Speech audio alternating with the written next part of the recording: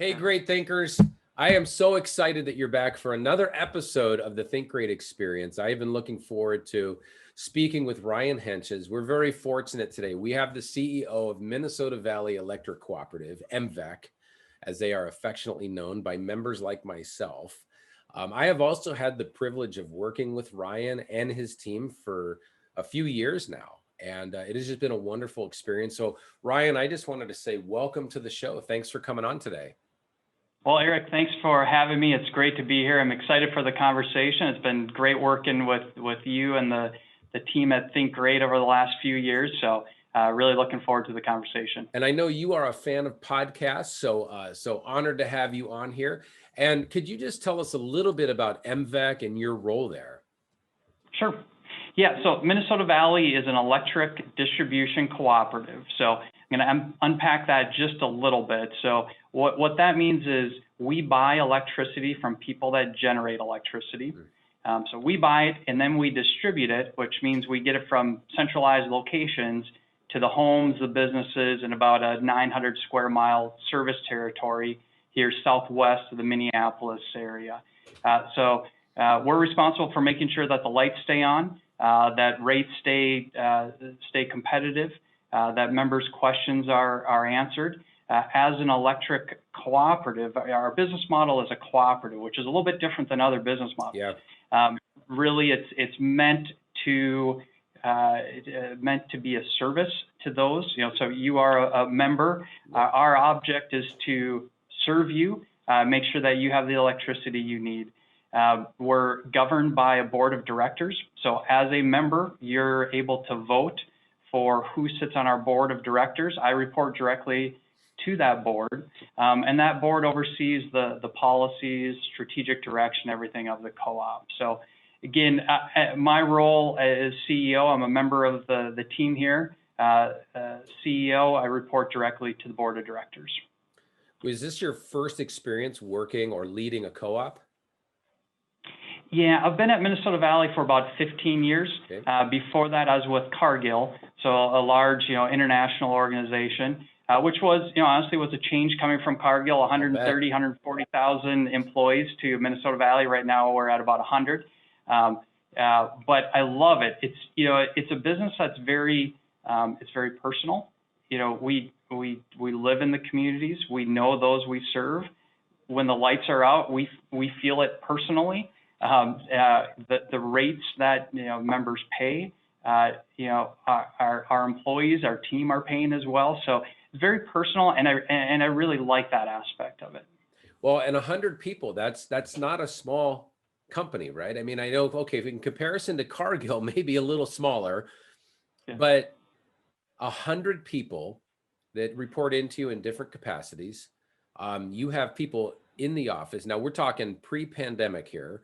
So you have people in the office. You also have people in the field. You have some people who are union, some people who are non-union. So a very diverse team, even though you only have 100.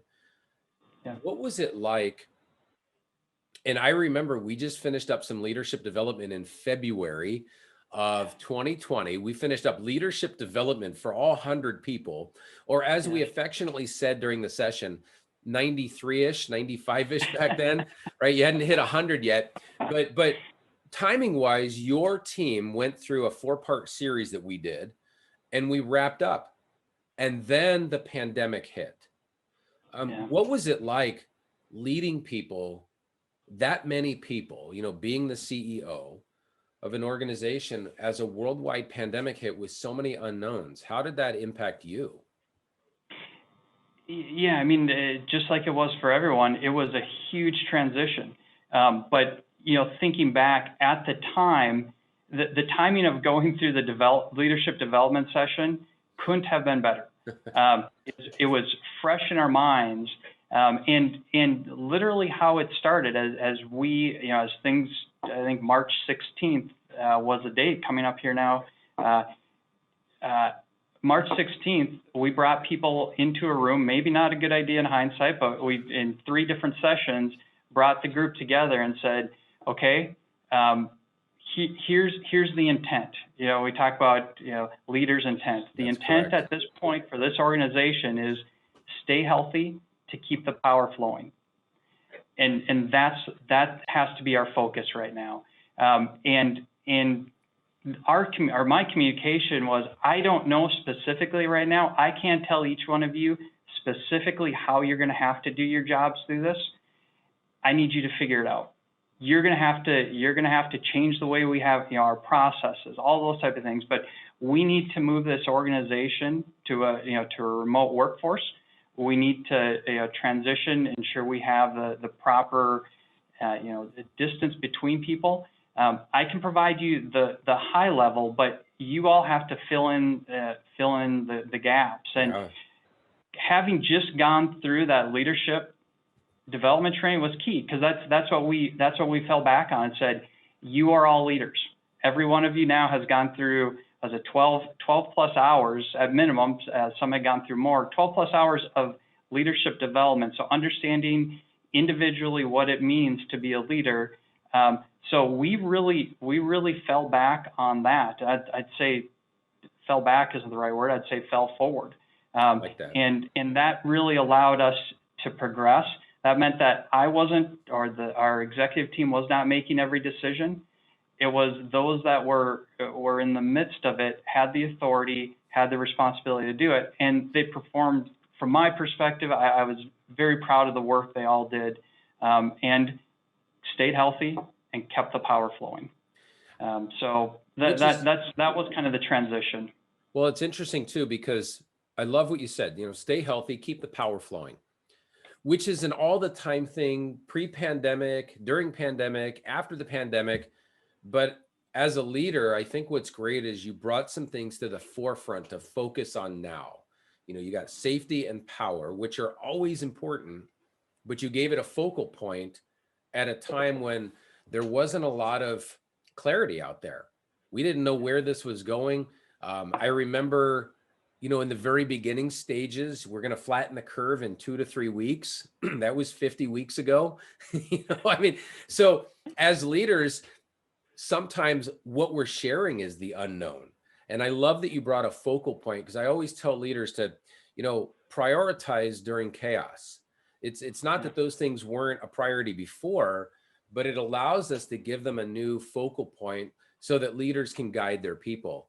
I know I got a couple calls from you during the pandemic saying, I'm so glad we developed our people as leaders. Just that they had that shared language. What a relief. And it doesn't remove the challenges. It just allows you to go through them differently and maybe not create additional ones, I would assume. Correct.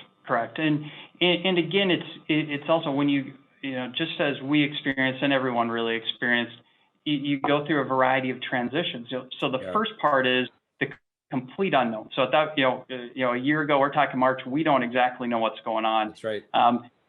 So you make a transition. For us, is transitioning from an entirely centralized, every single person in the building, to the reality.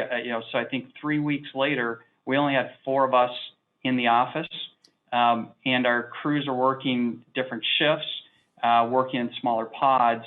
So the first step was transition to that.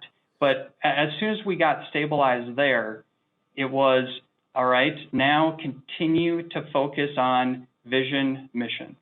And so we again went from, okay, focus on keep the power flowing, stay healthy, because we don't know exactly what's going on, to, all right, now we're stabilized in whatever this environment is. Yeah. Now let's not just hang on, let's move forward. And the way to move forward is to focus on vision and mission. So then we transition back to that and moving the co-op forward from that perspective.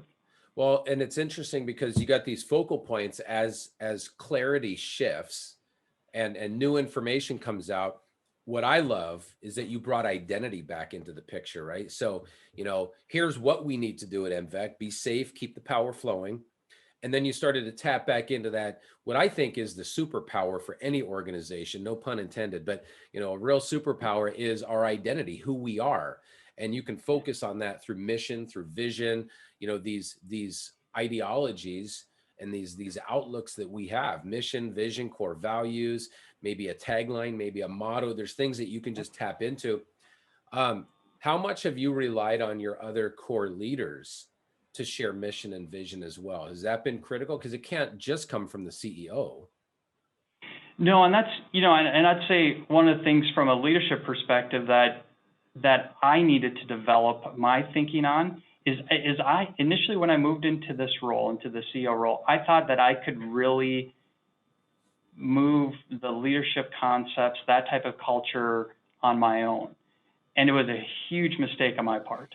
And I wasn't getting where I thought we wanted to be as an organization. Yeah.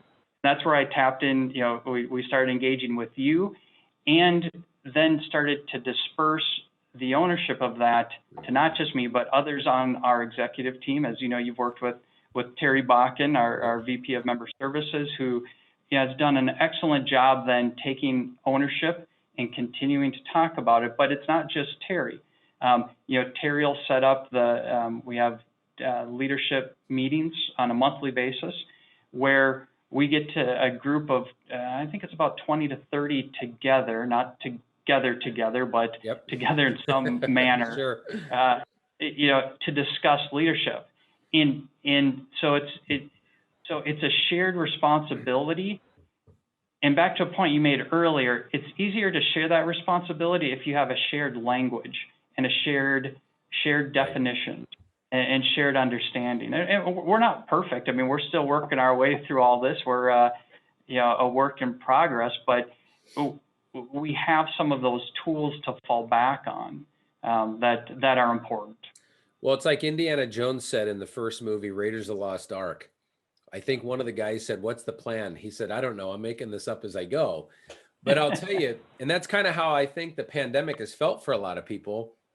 But it's certainly easier to make it up as you go when people are thinking and acting like leaders, especially if you're able to corral 20 leaders and get them sharing the responsibilities of a leader. I think a lot of CEOs listening to this right now might be having a breakthrough saying, wait a minute, this doesn't all have to fall on my shoulders. I think a lot of people in that C-suite, it's very easy for them to think, I have to be the one and only leader. I'm the one who has to share the vision. In addition to creating it, I got to share it.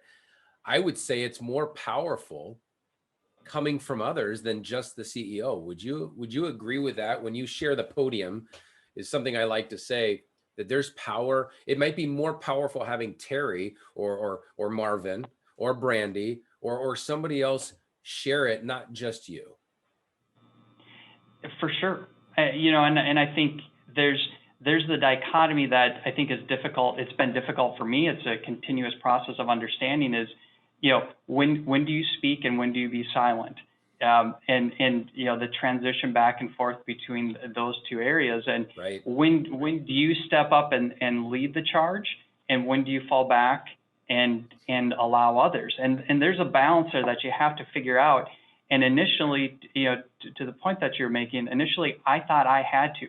I was a CEO. I was a leader as I, understood it. Yep.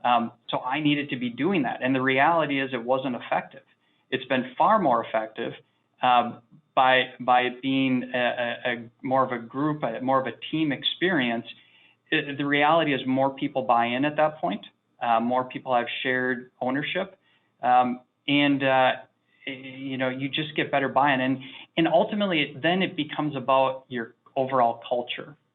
Ooh, so if it's just the message I'm trying to send, then it's Ryan's message. If it's all of us working together, now it starts to become about culture. And hey, this is how we do it at Minnesota Valley. It's not just, well, Ryan would want it done this way, or X leader would want it done this way. It's no, this is our shared experience. How important, you touched on a huge word, and I think sharing that leadership podium is so critical, because then it takes a lot of weight off. Plus, leaders want to lead, but sometimes if we're not sharing the podium, we stifle that development process. We just stifle their abilities, their power, if you will. How important has culture been? Obviously it's important at all times, but especially during a worldwide pandemic, how important has it been to focus on unifying your culture or enhancing your culture. The environment in which people work in has shifted. So how has that come into play for you? Yeah, it's critical. Culture is everything. I mean, there's how many quotes are there on, as a culture eats strategy for breakfast, That's and right. there's all kinds of different quotes. So yeah, ultimately, your culture determines how well our culture determines how well we do on safety. Yeah. Our culture determines how well we do on reliability. Culture determines how well we do on managing rates. All of those items, Yeah. and how we transition to the future. In the culture, and it's because ultimately, you step back and, business school or different places, you learn about strategy and all these different things. And we think it's about strategy, but as you've said a number of times in our conversations, and I agree with 100%, business is about people. And it's about an organization, and the people within the organization, and how as a team, we've agreed to work with each other, to hold each other accountable, Yeah. how we treat our members. That culture is, if you get that right, everything else will fall into place.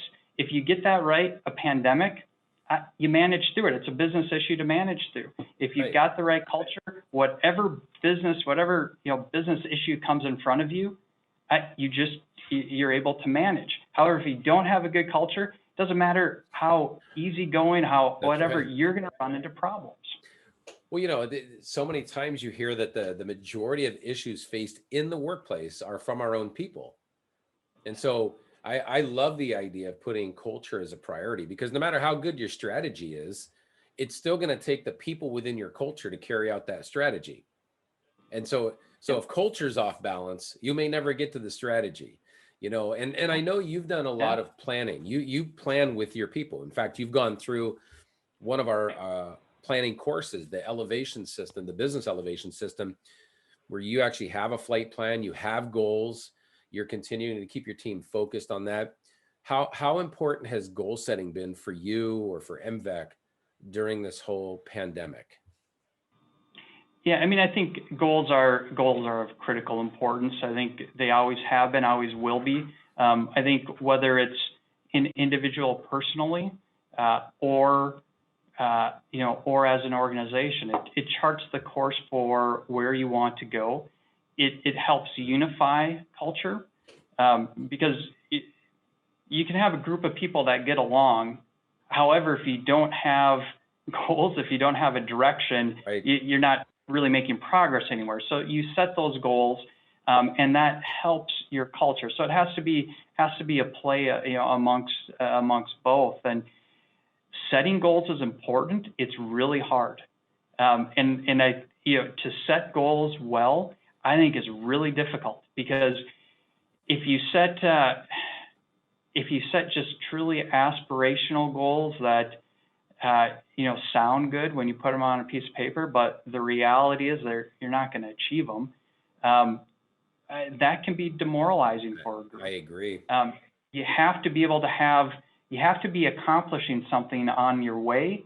Otherwise, it just really gets difficult. On the other hand, if it's all softballs, if it's all something that at a low hurdle, I can just, pretty much my same existence, you're not moving the culture, you're not moving the organization forward. So that's right. Finding that sweet spot is trial and error. I think it's being, part of it, I think, is being humble enough to say we may not have it right. We need to look at how others are doing it. It's a complex process, but it's a process that's, I'd say first, you got to get that culture component right and be working on that. But again, the goals have to be there. And the goals are so critical, but there has to be that balance, right? I've heard so many teams say the same thing when a leader sets a goal, but has a history of never accomplishing it or never moving it forward. The team will get excited about the goal for a few seconds and say, here we go again. And there's no trust that will ever accomplish things. Now, MVEC, you guys did something unique, and you actually asked for input. You know where I'm going with this. You asked for input from the team on ideas for goals and projects. And Can you talk a little bit about that and the incredible number of responses that you got by asking for insights from the team on these goals or projects to make MVET greater? Yeah. Yeah. So historically, we've always gone through a planning process, call it strategic, call it tact. Some process, in about August of every year, trying to map out what we think we need to be doing to move our co-op forward in the next year, or 3 to 5 years.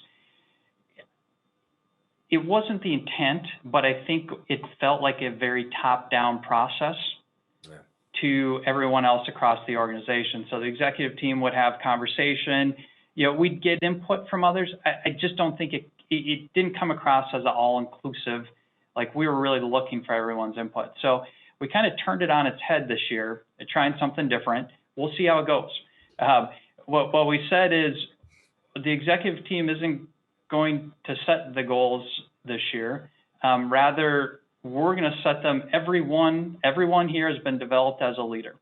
Everyone here should understand our vision and our mission. So as CEO, I don't know specifically what every individual person in their daily work could be doing to move our co-op forward, as well as each individual person in their daily work knows what they should be doing. As long as they know vision and mission, then that should be the framework that allows them to say, okay, to accomplish those goals, what do I need to be doing? So we talked about this, and we said, we created this online environment where every team member, all 100, can go in. Every single person has a login to go into this online environment and add a goal. They can add 1, they can add 10, whatever they want. But we also specified this has to be a goal for you, not a goal for someone else. So this isn't about what everyone else should be doing. Right, you have this to have is some about criteria. You got to have some criteria. Correct. Yeah. So this is about what you think you can be doing, what you should be doing to move our co-op forward to serve our members. So it was interesting. It started off, we're like, well, we'll give it a shot. Let's see what happens. Started off, we had a couple trickle in, and we kept talking about it on weekly calls, trying to communicate and say, here's what we're trying to do. There's no gotcha in this. There's no, this is really, we're just looking for input, looking for things. Well, we wound up, I think now we have over 130. What's interesting is, so now we got a ton of them. Right. Now the issue is managing that. Right. So now there's an enormous amount of work to get done. And now there's a little bit of sense of anxiety that I'm feeling across the organization of, oh my goodness, we have a lot to do. It's like, okay, well, it's good we've got those. Let's methodically work through them. We don't need to have anxiety about what we will or won't get done. Let's plan methodically through the process. So we're kind of into the second phase. Yeah. I'm hoping that this winds up being a good story at the end of the year. But there's a variety of lessons that I could talk a while about this item, but we're trying it. It's something different. We've got engagement, it seems, at this point anyway.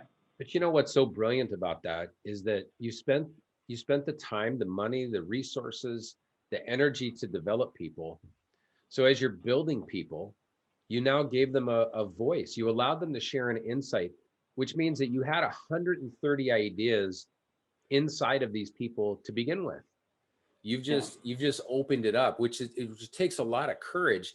However, when you open it up as people think and act like leaders, it can be a little daunting when you get that many in, because it was kind of like, it's like priming the pump on a farm, right? You had a few drips, and then the floodgates opened up, and they're like, all right, I like this process. So now it challenges leaders to accomplish these, so people don't say, here we go again. And prioritizing is important.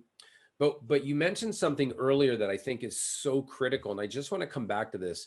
It's something that I teach in the leadership courses. It's a concept I learned in the Marines called commander's intent. That things aren't just delegated to the troops. Commanders also share their intent, because anytime you've given somebody a responsibility, a duty, an action, a mission, any variable can come up. And it's very important that if you gave me something, Ryan, that I understand your intent, not just the order. Because you may say, go do this, and I go do that, but the scenario shifted. I have to actually know your intent. And I think it's phenomenal that you've embraced intent and you've started to share your intent, especially during a worldwide pandemic, because everybody's been impacted by this. So to know exactly what your intent is, especially even with the goals, is huge. I've got to say that it probably empowered your leaders and your team just to know intention, not just what the delegated task is. Any Yeah. thoughts on, can you share a little bit more about communicating intent to people? Yeah, it's critical. I'd say it's really hard. It's something that I'm trying to get better at, and I know at times I think I do okay. At times I know I don't. But ultimately, the reality is, any leader, if you're able to clearly articulate, what success looks like, Yeah. what's the intent of our direction, and what does success look like? Wow. In the end, it takes so much off of your plate that you're able to then provide better intent, better direction across the organization, rather than just say, hey, go do this. And then, someone doesn't really understand what you're looking for. They do it one way, and then you have to go back and course correct and say, no, I meant this. They're frustrated. You're frustrated. So one thing I'm really working on, and we actually just talked about as an executive team, is making sure when we're delegating clearly. And I one of the items that's come up for me in the last few weeks is really a realization that I need to step back and look at how I'm delegating and make sure that I'm clear in all areas, because all of us, everyone is, the word, I know, Eric, after working together with you long enough, I know we're not supposed to say busy. But sometimes we get busy rather than productive. That's right. And we try to do too much, and what winds up happening is our delegation suffers. That's right. And for me, if I don't do that well, it impacts the entire organization. So it impacts every person in that chain of command or whatever in your areas is impacted if you don't delegate, if you don't clarify what your intent is. And it's something as well that you can't do it once. You have to do it. It has to be. You have to communicate, then re-communicate, and then communicate again. And it seems like you're just a broken record, but you have to just keep going through it and do it over and over. Well, I love that when you jotted down, ways that you empower people, you listed something that most people don't. You listed delegation, and most leaders, they fear delegation. It's just hard for them, especially, I would say, during the pandemic, with people being remote. I think one of the natural things that we should be doing as leaders is to delegate work to people, and the remote environment has made it even tougher. I'm seeing a lot of leaders almost taking more on than they should, just because they don't have the skills to delegate during this. And yet, to empower people, which is hugely important anyways, during a pandemic, it is paramount to empower people. You actually listed delegation as an empowerment tool. So, and I agree. I actually have in my book, delegate with a purpose, right? Don't just dump work on people's plate, but have a purpose behind it. How has it helped you to be able to delegate properly? I mean, you have 20 leaders. To be able to accomplish things through the efforts of 20 other people, there must be a sense of relief in that, to be able to do. And I know we're always getting better at delegation, but to start to master that delegation process has to be able to free you up to focus on other things too. Yeah, I'd say it's a matter of, for me, it's freeing me up to do other things, whether it be, have conversations with members, talk in forums so that people understand, as an organization, what's the Minnesota Valley story. So rather than me being in the weeds of organizational issues, if I clarify intent, if I'm delegating clearly, then the organization, everyone can play their role, and I can play my role of telling the Minnesota Valley story. So Right. it helps with that. The other thing that I'll say that's very rewarding, personally for me, is when you delegate and when I feel like I've done a good job, when that person understands and then they nail it. Because that, for me, personally, I feel good that we set them up for success, and then to see how they feel about succeeding. And so it's like, oh, it all worked. It all went right. They were clear on what we were looking for. Right. They have the skill set. They're empowered. They've got the leadership development. They nail it. And now that process just strengthens. They understand things better. And then again, that plays into culture. So it comes back to culture. So It all does. And the way we delegate and the fact that we delegate, the fact that we share intention, it all goes back to how it feels in the workplace. It's interesting when you think of the cycle of business life, if you will. We hire people as leaders. We say that we hire people better than us. I ask every leader, is it important to hire people better than us? They always say yes. I feel that delegation is the ultimate sign that you believe you hired better. In other words, if you hired me, I would hope that you think I'm better, because the opposite of that is saying, Eric, welcome on board. I have hired you and you're worse than me. I mean, so if you're hiring with the intent that I'm going to be better, then anything that you delegate to me, I should produce a greater result than you could. So it sends that message, right? So when you see it come together, it is really a compliment to your hiring style, bringing somebody into that culture and saying, here, you can do this task. And of course, you're going to supervise them and help them. But it really is the fulfillment of that hiring that they did it better than I could have done it myself. Yeah, I agree.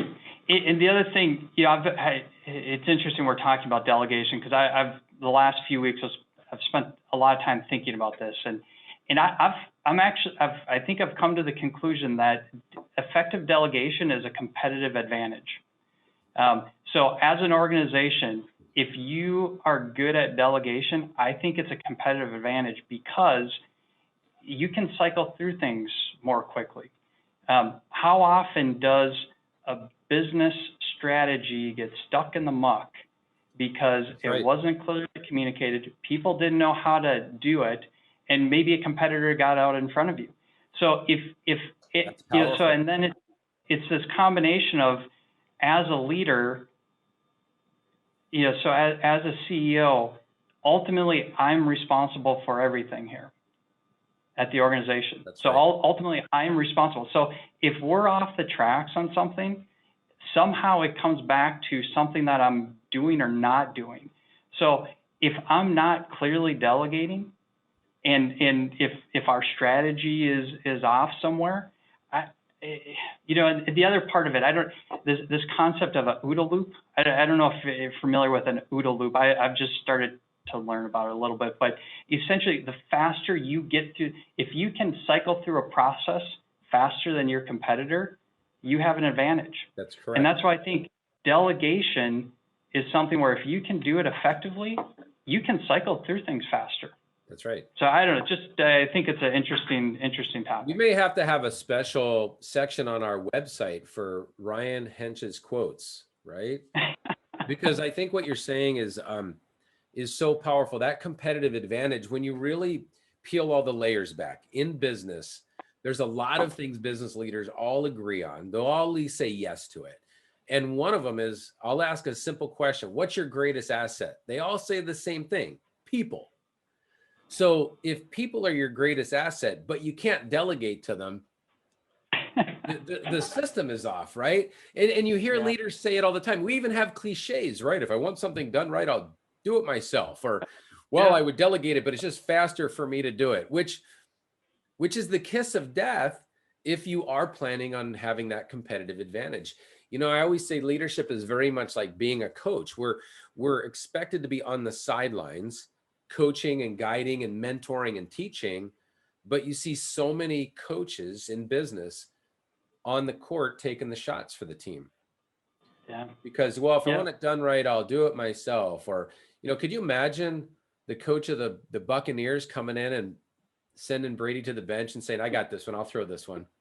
I'm kind of thinking he hired better than himself. You got Tom Brady. But it's interesting, if we're all hiring our Tom Brady's or our superstars, right? Our Michael Jordans or whoever, we got to let them play. We have to let them play. And I think that sometimes that comes back to, I think a lot of times it comes back to ego. I think a lot of people in leadership roles who, there's a certain amount of ego that you have. I think that's healthy. But I think, there's a lot of, well, I'm the only one that knows how to do this. I'm the only one who can do it right. I fall into that trap. I mean, if our team listens to this, I'm sure that they're going to be like, Ryan, remember this time where you jumped into this, So it's you get leadership scars. You learn from it. That's right. And then you try to not do it again. But it's best if we each, using the football example, each one of us on the team has different roles and responsibilities. Right. So, and like you said, the coach has certain responsibilities. That's correct. And we need to work together, but we also need, to stay in our lanes on certain issues and certain ways as well. So it's tricky. Again, it's something, every situation is a little bit different. I think you've opened up a discussion, though, for most leaders to have right now, that I agree that delegation gives you the competitive advantage. I think delegation gives you a magnifying glass on your organization. I think you can see how well many things are running by delegation. In other words, if leaders are holding on to all these things because they don't feel the team can do it right or do it fast enough, the domino effect of hoarding tasks is pretty substantial. Not only could you lose the competitive advantage, but the message it sends to the team if we don't delegate is huge. I mean, I have developed my team as leaders. They've gone through the same courses you have, so that when they say, I got this, in my head, I always hear, I know they got it better, greater, faster than I could ever do it. There's no doubt. And Sapphire is a perfect example. We were discussing the podcast, and we had done a podcast in the past, but it was more on teaching, where I was just doing a podcast by myself on certain topics. This was really kind of her baby that says, here's what we could do. And she ran with it. But if the culture here at Think Great was, well, everything has to go through me, I have to do everything, then I wouldn't be sitting in the Think Great Experience studios right now. And here she is. She immediately adapted her role as project coordinator, which she's worked with your team for years, coordinating everything I do there. And now she's the producer of the show, communicating with people all over the country, and putting everything together. It is an awesome feeling when delegation happens. I just don't think that we, as leaders, do it intentionally enough. And I think it is I'm glad that you listed as a tool for empowerment. I hope more leaders listening right now go to their empowerment toolbox, which may be kind of empty, and they can at least add this tool called delegation. I think it's brilliant, Ryan. I think that it is the great balancer for us as leaders, is to be able to delegate. And I think part of it, I think where the confusion or where the maybe reluctance sometimes comes in is the concept of, as a leader, you own everything. You're responsible for everything. Yes. And I think that creates some hesitation. So I think it's a matter of getting over that hesitation, and it's a matter of working through the process. So let's say you are concerned about delegation. Maybe you have someone that you're not confident in how you're delegating. Well, rather than not, we should take the time. That's correct. To develop that relationship, to develop a structure so that it's more clear what that delegation is. Yep. And work through that. And then, and obviously, ultimately, if you don't have a good fit in that position, then at some point you have to get to that realization as well. But first, I think you have to go back as a leader and say, everything that happens here, I'm responsible for. So if it's not working well, that's on me. But again, it's on me, but it's not all about me. I need to figure out how to empower, how to clearly communicate, and it's a work in progress. I mean, I feel like I'm sitting here talking like I know how to do this, and I'm still working. I'm still working through it, trying to figure out myself. You know, I specifically have a whole chapter on delegation because I think from most leaders' perspectives, they know they should delegate. They know, with beyond a shadow of a doubt, you hire people, they should be doing some work. I mean, it just makes sense. It's a simple formula. And I agree. I think they hold on to too much for too many reasons. What I love about delegation is it allows us, if it doesn't work out correctly and we're prepared to course correct, we have to look at, are we delegating it out correctly? Did the person understand it? Have they been trained? You know, does our training system need to be updated? How about our communication? Is communication working correctly? I believe that, again, delegation is that big magnifier in a business that it puts the magnifying glass on the leader, it puts it on the team, it puts it on our systems. I remember when I was in the Marine Corps at 18 years old, I went through boot camp, I went through air traffic control school, and then they delegated air traffic control to me up in a 10-story tower. I had the training. I know. Who puts 18-year-olds in the control tower? That's amazing. It's amazing. You know? Hey, but it is a great idea if it's from a leadership perspective. Absolutely. The military, the Marines have figured out how to make it work, and it works well. Even I thought they might be a little off. I'm like, I am only 18. What am I doing up here? And it wasn't them just giving me a headset and say, here you go, kid. There was the training, there was communication, there was a ton of shadowing, right? Somebody was watching me, supervising. There's so much that goes into delegation for it to work right, but it's always worth it. And I who would have thought, Ryan, that we'd be having a podcast on delegation today? I didn't think that was the direction this was going to go, but I love the conversation. We may have made history. I already can tell Sapphire's probably thinking, all right, I know what to title this one. Yeah. But honestly, I think that so many people avoid delegation. I'll bet there's not a podcast in history that talks about delegation, how leaders can empower people through delegation. So I think we made some groundbreaking insights. We've shared groundbreaking insights today and probably created the world's first podcast on empowering your team through delegation. But that's not the only way you empower people. You've had to shift your thoughts on communication as well. During a pandemic, most of the people remote. I would say MVEC has always embraced communication, but do you have any insights for leaders on how to be more effective in communication during this time period? You have 100 people. What you say to your team is critical. You have thousands of members like me out there where you've kept the power on. Yeah. You've had to communicate in new ways during this pandemic. Yeah, we really have. And for us as an organization, being entirely in the office, so everyone, every day, we'd never had any remote work, to now an entirely, other than 4 of us, everyone else is telecommuting, our crews, field techs, working in different stages, working in pods, so they don't see each other. So the question becomes, how do you ensure everyone's getting the message? How do you ensure everyone knows what's going on? How do you make sure that everyone feels, a sense of community as an organization? So we've done a couple things. One, hats off to our communication and marketing staff, Terry and Susan Larson. I know you've worked with Susan as well. Put one of the together best artists, by the way, an amazing artist. Yes, that's right. We had I got to at least say this, Ryan. I didn't mean to cut you off, but no, go. Susan took every leadership course and transformed your whiteboard, which is part of communication, with all the highlights from the leadership discussion. So every time we met, I was getting an update to your whiteboard. I had these pictures of your whiteboard, and you actually allowed us to share it with other clients, and it motivated them. We had clients that said, I need to turn our whiteboard into a leadership whiteboard. So I just had to say, I look forward to after each event getting an update from the whiteboard. You know what I mean?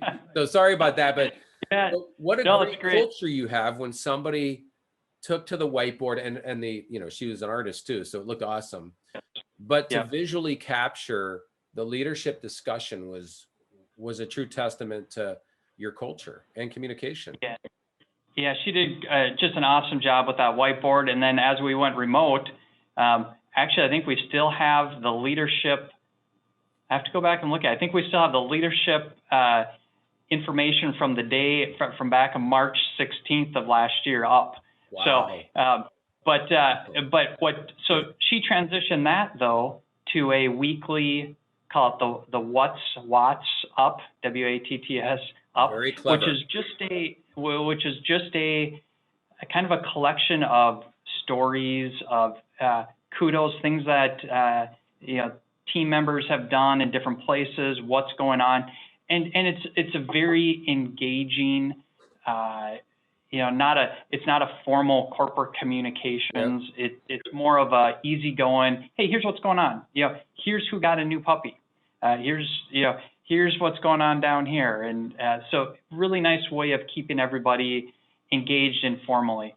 Yeah. So that's one item. The other item that we did is before the pandemic, we would meet monthly as a team, everyone in the same room.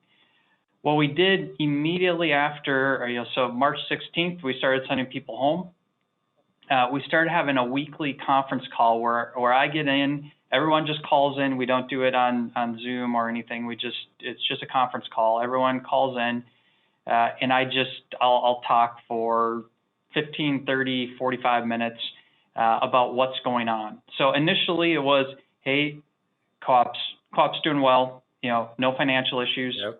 Everything's solid. So, just kind of the attempt was to reassure people that here things are okay, and continue to communicate.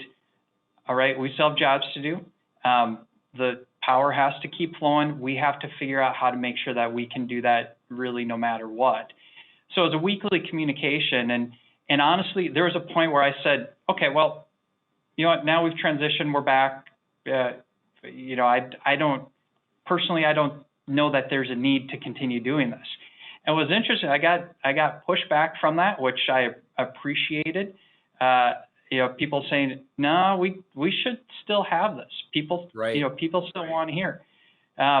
So now we're on, I think 52, 50, somewhere in the 50s of weekly calls where, I get up, we call in, we do, started off by saying, co-op's still, and financially we're still good. Here's what's going on from a pandemic response.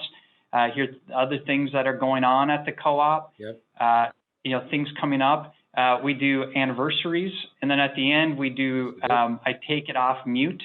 So the majority of it, or all of it, is on mute, just because, as you know, on conference calls, if you don't have the whole thing on mute, it becomes impossible to hear anything.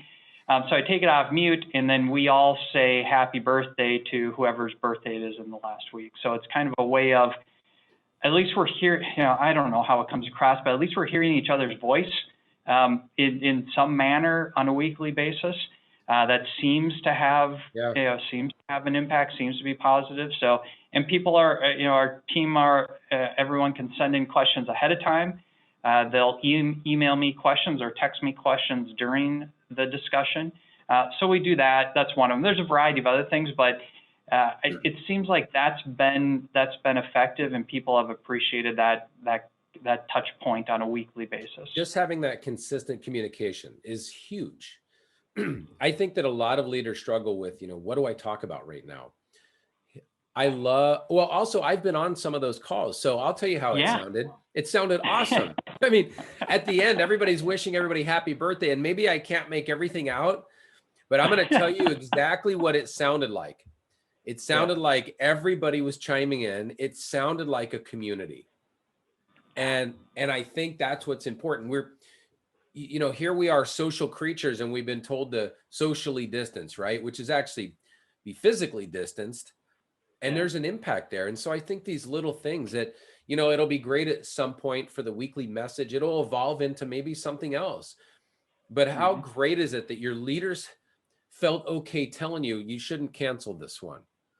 Yeah. I think that vulnerability that you have with your leadership team, that they're okay to tactfully speak out. Is that correct? They're okay to Yep. give you some Yeah. thought, some guidance.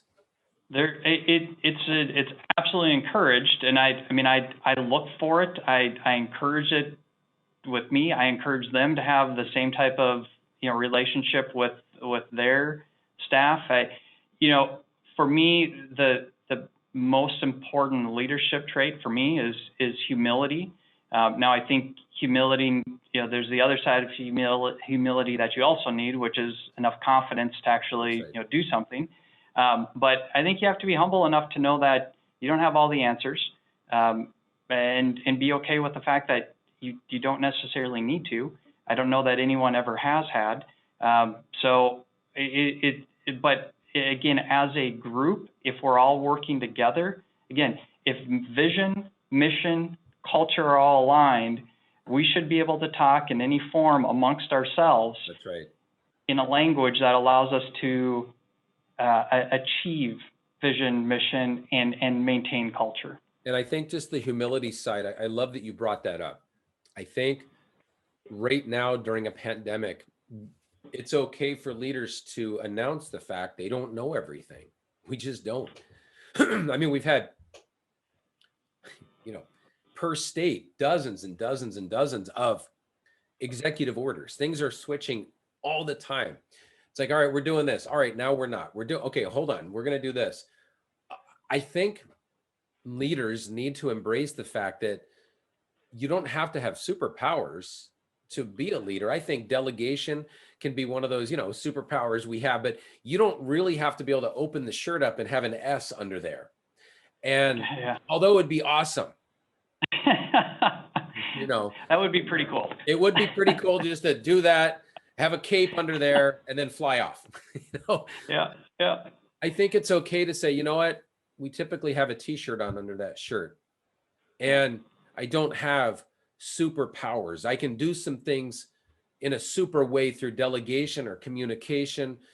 But what I love about the humility side of things is if we focus on the humility, it eliminates that need to rely on ego. And you went through one of our 12-month courses. So you went through the deep dive, the Leadership Link program. And one of my themes consistently through those 12 months is ego must go. Ego must go. And we said it all the time because as leaders, we hire people to be better than us. We want them to follow us, and they won't follow that ego for very long. We think we've got them confused or we've got them fooled with ego, but they see right through it. And I think that ego, once we develop ourselves as leaders, we no longer need to rely on ego anymore. It's the leadership development skills that allows us to build the confidence. At least that's what I'm hearing. I've been honored to work with you, to work with your leaders. And the thing for me as a coach, I love seeing people, just like you love that completion of that task when you delegate. You're like, oh, I felt good.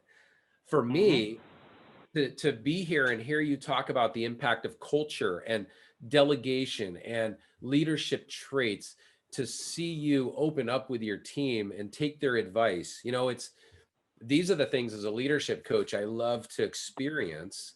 That's a moment of greatness for me, is experiencing that. Let me ask you this. How important is it when we want to achieve greatness to give back to the community? MVEC, you guys do that. That's kind of part of who you are, but could you share a little bit about that? Because I think everyone listening right now, there's beyond a question, beyond a shadow of a doubt, you've proved yourself as a leader who puts people first. But now to extend it beyond the co-op and look at the community, how does that help us be greater? Yeah, I mean, I think anyone that volunteers or does things for others, there's that concept of it takes you at any point, no matter if if you're frustrated with something or something isn't quite going right, if you spend some time volunteering or giving back to others, it makes you feel better. So it's important. I think it's important as a business as well. It's something that, for me, honestly, working at a co-op that's focused on not how much profit we make, not what the shareholders' return is, but the service that we're providing, what we're enabling within our communities, and how that has an impact. I mean, that, to me, that's more interesting than working to try to maximize profits or something else. It's the human aspect, and I think we all want to have an impact on outside of just ourselves. And that's what one of the things I really like about our co-op is that it provides that type of environment. Just a quick story. We actually had a member, as you can imagine, the pandemic has hit different people financially in different ways. So we have members that have difficulty paying their bills. Yeah. And we try to work with them in a variety of ways to work through that and manage that. We had a member donate $25,000 to help other members that are having a hard time paying their bills. And what I feel good about is working at an organization that we don't take a cut of that. It doesn't. Right. It doesn't mean bonuses for staff. I mean, it honestly goes directly to reducing the financial impact of others. And Wow. so for me, it's the co-op model. I just love, and allows us in our daily work to really be fulfilling a larger community, what I feel is a community impact, a service. I think just putting people above yourselves is so critical for me. It also helps to just get rid of that ego as a almost permanently, right? You can't have ego and be putting people above yourself. I think ego just keeps us focused solely on ourselves. And I remember, you even took time out of your schedule. You came to our first event for our foundation, the Think Great Foundation. We were just awarding scholarships to military spouses. That was our first oorah. So I was just crossing fingers. I'm like, I hope this really works out great. But it was such a feel-good experience to give back, and to have people like you there to experience that was awesome. I mean, so that was just another way of giving back to the community, which I think is just, it's huge for us to do that. It makes our business much greater when it's not just about our business. Yeah, well, it gives us something else to talk about. I mean, I very distinctly remember being there, and boy, having to fight back. They're like, well, is it dusty in here, or is it just me? Some of those very dusty awards that day. some of those awards were given, and people talked. I mean, and from my perspective, Eric, it looked like you guys had done that a million times. Well, it was extremely professional. It was extremely moving, and was something where, so I leave that event and I come back to work psyched, be like, okay, well, they're doing that. I got up my game. That's impressive. How do we got to keep up with this? Well, that goes back to just, having that vision, sharing the vision, and, enlisting the help. Obviously, with it being a 501c3, we didn't have anybody on payroll. So it is amazing when you rally people to a cause, what they'll do for free, and it really gives you hope in the business sector. I think what you said about sharing vision is important. Not that you want your people to work for free. That's not what I'm saying. But it is amazing what people will do for free if they believe in something. Yeah. We all want to be part of something bigger. We all want to be part of, having a positive impact. I think, regardless of what you see on Twitter or Facebook or, whatever location, I think people want to do good. They want to be part. They want to be, I just lost the word, they want to feel motivated, inspired. That's what I was like. They want to feel inspired about something greater than themselves. I think in this pandemic, people need inspiration now, maybe more than ever. It's been a long haul for 12 months and it's not over yet. And now we've got to go from this great obstacle known as the pandemic into this great transition, and transitions are often harder. I want to ask you about something, and I've never heard it put quite this way. We know mindset is important. Mindset is critical for any leader to come into the day with the right mindset, especially in this environment. And we're going into this transition phase. When I've asked you about how you handle challenges, I want everyone listening to grab a pen, because you mentioned having a stoic mindset. Can you tell us a little bit more about that? We know mindset's important, but you chose a very particular word, and I want to get your thoughts on that. Sure. It's something, stoicism is something that kind of came across my radar a few years ago. And it's something where every day for the past 3 years, I've read one page in a book called The Daily Stoic by Ryan Holiday. And stoicism is different than what I think most people think. Most people think stoicism means you suppress emotions. He's very stoic, and they say it in a certain tonation. And they have an accent when they say it. Correct. Yeah. Is that funny? Yeah. And that to me is a misunderstanding of what it is.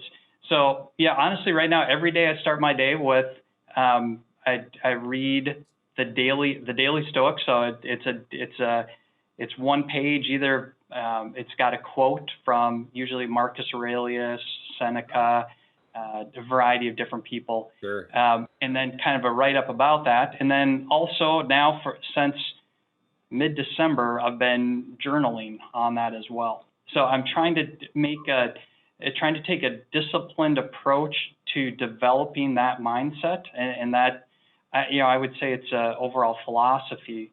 But again, it's a philosophy focused on controlling, or not controlling, but focusing on what's within your area of control. Yeah. And what's beyond that, not spending time worrying about. We spend a lot of time and a lot of energy on things that we can't control. And there's a bit of a dichotomy with this one, again, from a leadership perspective, because in my role, I'm responsible for everything. So if I think about in my role, I'm responsible for everything that goes on at our co-op. Yeah. But yet now Stoicism is saying, don't focus on things that aren't in your control. So initially I struggle with that. I'm like, well, how does that work? But as I think through it, that's the nuance, and that's where we come to the result that you and I have been talking about. Well, I can only control certain things. I'm responsible for everything. So how I manage that is through being good at delegation, through hiring well, through doing those things that are within my control, and not worrying about things that down the road I can't control. But understanding even things that I can't control, I don't get a pass on. If it's something that's there are things right now going on. We have linemen across 900 square mile territory. I do not have control specifically over how they are doing every initial thing or every specific thing. However, I do have control over ensuring that we have a culture of safety, ensuring work processes.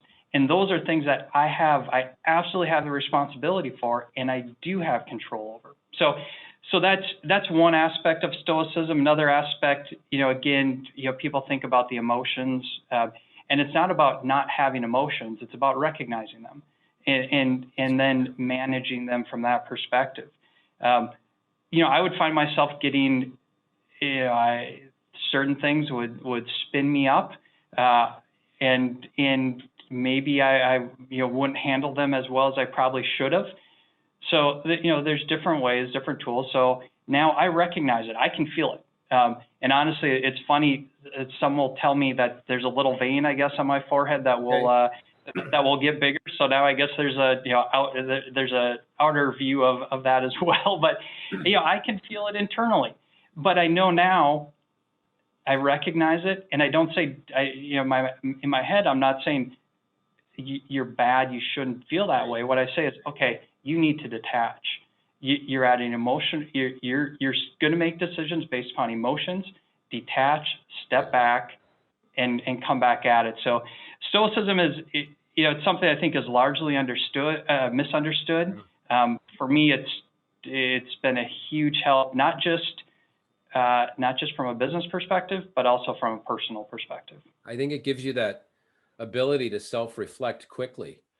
And we're in an environment where there's so much not in our control. And it was interesting, Ryan, the other day I had a gal on the show from New Orleans, Jasmine Powers. So she runs a digital marketing company called Jasmine Powers Multimedia. And I've known her for many, many years, met her through when we both lived in California.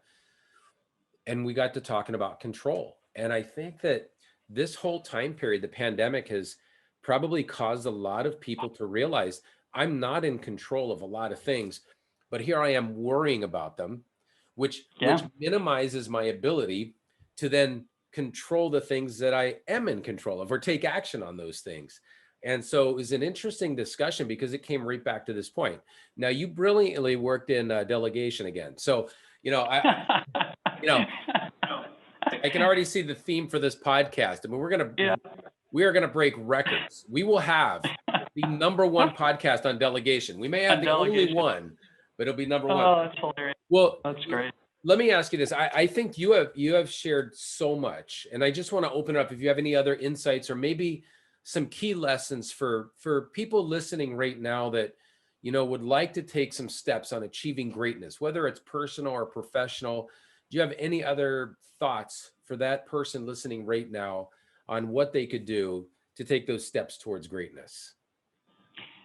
Yeah, I think, and it's something that I'm really working on right now, and it's something that goes back to what we were talking about earlier, not delegation, but goal setting. Goals are easy to set. Yes. And like I said earlier, I think often we don't do a good job setting them. One of the things that I'm really focused on now is I set the goals, but it's less about the goals and it's more about the daily, really a daily campaign to get better. And it's every day trying to be better than how I was the previous day and trying to break that down. So for example, a couple of my goals, I have a language goal, so learn another language and learn how to play the guitar. Playing the guitar has been on my goal list for years. And it's something where I get a little ways and then I stop. And my goal is I want to play 5 songs. But my approach to it hasn't been good. So what I've done this year is there's an app, I think it's called Way of Life, and I put all of the different things that I feel I need to do on a daily basis to be effective. I have in that app, and I have to go check them off every single day. Ooh. What I'm trying to establish is the positive habits or the daily habits, and understanding that getting to a point down the road isn't about setting the goal and then somehow getting there, but it's the reality that it's a daily campaign. It's a daily, every day you have to do something. So far this year, I can't play a song yet on the guitar. However, I do have calluses on my fingers, and I've gotten there by not playing a half hour or an hour a day, but some days I might go down there and strum for 2 minutes, but I got myself to do it. Exercising, last night I was wiped out. I was exhausted. A really difficult, workout wasn't going to happen. However, I worked on mobility. So you try not to give yourself that out, so that every day it's that disciplined approach. And I think the disciplined approach is more important than just having that goal and maybe even achieving that goal. I think if you get yourself into a process where every day you're going through a set of things that at some point will make you better. I think that's a focus. So, and again, that's I like that. The reason I'm saying that is that's top of mind right now. I think there's a lot of different things, but my focus right now is less on 3 to 5 years, although I have 3, 5, 10, 15, I have goals out to 100. But my focus is not on those. My focus is on today. Am I going to play the guitar? Am I going to do the language app? Am I going to exercise? And it's focused on those. So that might be something I'd share just from personal, focus right now. So a lot of what I'm hearing is make progress every day. You don't have to strive for perfection. Correct. I love that. And it is those daily actions. And again, I love that you got goals out to 100. I'm sure some of them are delegation goals, but we can talk about that at a later point. But you know what I'm hearing though is if you can take those day-to-day actions, you can control those. And then I think, we start worrying less about what we can't control. So I do have to ask you this, Ryan. Okay. Yeah. Can you share with us what language you want? French. And it's one of my daughters is taking French in high school. The second one, or my younger daughter's planning to. So I'm joining them, using an app to learn a little bit. And the goal is at some point to take a vacation in France and be able to maneuver. Yeah, that's nothing wrong with that. Okay, so then I got to ask you, I know you want to do 5 songs. Can you at least share one that you're going to try and master? The one right now is Wagon Wheel with Darius Rucker, Wagon Wheel. And let's be honest, it's a pretty easy song. I mean, it's got, G, D, E, and C, I think. So I should be able to get there, but not there yet. Hey, well, you know what? I think that's an awesome goal. I think the fact that you're setting goals, taking action every day is huge. And I just can't thank you enough for taking some time. I know you have a productive schedule and you're doing amazing things. Let me just ask this. If somebody did want to reach out to you or learn more about MVEC, what's the best place for them to look you guys up? Yeah, the best way to contact me is probably email. And I'd be happy to provide that. You can put that in the show notes as well. Sure. Ryan H at mvec.net. So feel free to email. I'm not very active on social media. I watch it a bit. I actually don't have a Facebook account. I use Twitter mostly for watching what others are doing and some research, but I'm not very active right now on social media. So I think the best way is either email or call. But I think after this interview, you're probably going to have some social media accounts or at least some requests for one. People are going to want to hear more. I'm telling you. Hey, but thank you so much, Ryan. I know that everybody listening got so much out of this. I did. I got a ton out of this, and we may have to do a part 2 and discuss some other areas of greatness. But I just wanted to thank you for taking your time to be on the Think Great experience and just impact our audience. Well, thank you, Eric. And this is, really fun to talk about. I appreciate the work that you've done with our organization, so on behalf of me, but really the rest of the team here, you've helped us all grow, think differently, think great, and keep moving forward so that we can accomplish vision, mission, and serve our members, which is, you're one of. So you're helping us get better and achieve our vision and mission for sure. Well, thanks so much. And you have an amazing day, and I appreciate you. Great. Thank you.